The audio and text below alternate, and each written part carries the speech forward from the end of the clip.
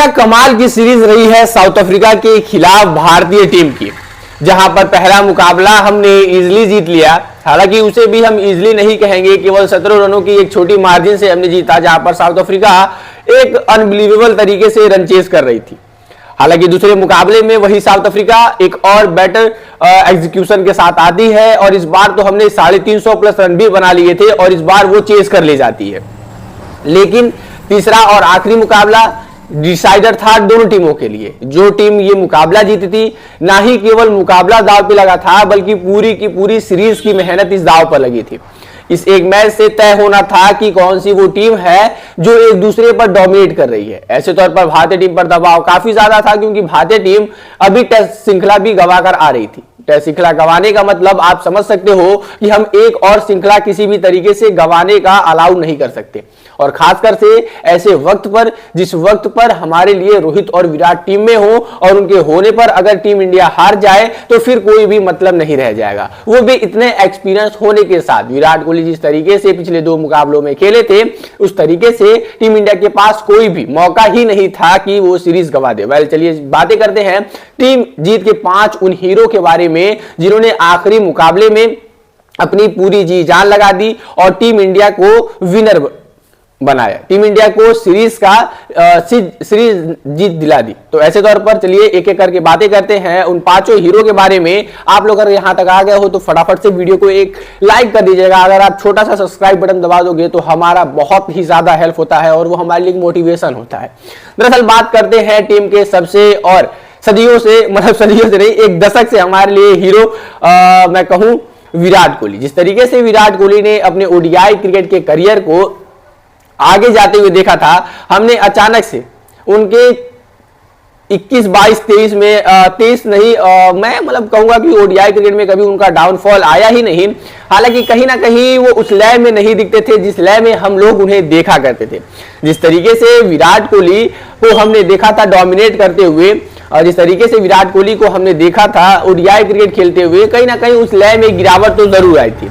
लेकिन इस सीरीज में जहां पर किसी भी गेंदबाज के पास विराट कोहली का तोड़ ही नहीं नजर आ रहा था, या इनफैक्ट मैं कहूं तो विराट कोहली जब पहली गेंद खेलते हैं इस सीरीज की, रांची में उनके बल्ले पे जब बॉल आती है तो उन्होंने बताया कि मुझे मन ही मन लगा था कि यार ये पूरा सीरीज कुछ कमाल का जाने वाला है। मतलब आप सोचो, उस बंदे ने इतने क्रिकेट खेलने के बाद जब उसे एक बॉल जो है वो बैट पे टकराती है तो उसे भी लगता है कि यार ये पूरा सीरीज जो है वो कमाल का जाने वाला है। ऑस्ट्रेलिया में 2 बैक टू बैक डक पर आउट होने के बाद जिस तरीके से इंडिया में वापस आने के बाद इस खिलाड़ी ने 2 बैक टू बैक सेंचुरी लगाई, ये पूरी कहानी बताता है विराट कोहली की कि वो ना सिर्फ तीसरे मुकाबले के हीरो रहे जहां पर उन्होंने 44 गेंदों पर 65 रन बनाए, साथ ही साथ उन्होंने 3 छक्के भी लगाए। एक नो लुक शॉट तो उनका एकदम ही, मतलब मैं क्या बताऊं, जितना ट्रेंड दूसरा चीज नहीं करता या फिर दूसरे खिलाड़ियों का नो लुक शॉट नहीं करता, उससे कहीं ज्यादा तो ट्रेंड विराट कोहली के इस छक्के ने कर दिया। मतलब हाँ, जिस तरीके से विराट कोहली ने पारी खेली, प्योर से डोमिनेटर, और हम मैच के विनर तो जरूर ही कहेंगे। उन 5 हीरो में से एक इनका भी नाम है। वहीं पर दूसरे हैं रोहित शर्मा। पिछले मुकाबले में ज्यादा कुछ कमाल नहीं कर पाए थे और जल्दी आउट हो गए थे। जल्दी आउट होने का नतीजा यह था कि अब इन दोनों खिलाड़ियों पर एक अलग तरीके का प्रेशर है। प्रेशर कि गौतम गंभीर और अजीत अगरकर का, कि कहीं वो किसी भी तरीके से इनको टीम से बाहर ना करार दे रन बनाने के बाद भी।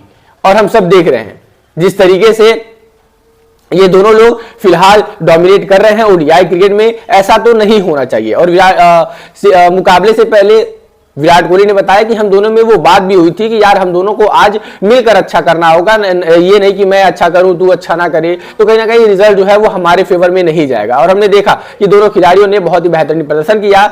रोहित शर्मा ने 75 रनों की तो विराट कोहली ने 65 रनों की पारी खेली। जायसवाल जिस खिलाड़ी के लिए पहला मेडन ओडीआई 100 था, उस खिलाड़ी के लिए भी काफी ज्यादा इमोशनल मोमेंट था। साथ ही साथ वो मैच के तीसरे हीरो रहे। जायसवाल रन चेज में आते हैं, उनको पता था कि आज उतना प्रेशर नहीं है, इस वजह से काफी रुक कर खेलते हैं और अपनी पारी को आराम से एट द एंड शतक में कन्वर्ट करते हैं और 116 रनों की शानदार पारी खेलते हैं। वहीं पर कुलदीप यादव की भी बातें हमें नहीं भूलनी चाहिए। जिस तरीके से कुलदीप यादव ने केवल 41 रन देकर और 4 विकेट लिए, वो एक फिनोमिनल था यार। जिस तरीके से कुलदीप यादव ने 4 विकेट लिए, मैं कहूं लाजवाब था। जिस तरीके से उन्होंने अपनी गेंदों में ड्रिफ्ट लाया, जिस तरीके से उन्होंने स्लोवेस्ट गेंदें, मतलब आजकल हम देखते हैं कि स्पिनर भी काफी तेज गेंदें फेंकते हैं, लेकिन जिस तरीके से कुलदीप यादव ने अपनी बॉल में हवा दी, फ्लाइट किया, बॉल को टर्न कराया, वो सारी कलाएं हमने देखी कुलदीप यादव से इस मुकाबले में। और जाते जाते कुलदीप यादव 4 विकेट भी ले गए। पिछले मुकाबले में काफी महंगे हुए थे, इस मुकाबले में उनसे उम्मीदें भी थी क्योंकि वो टीम के मेन स्पिनर हैं और इस मुकाबले में उन्होंने कमाल भी किया। साथ ही साथ प्रसिद्ध कृष्णा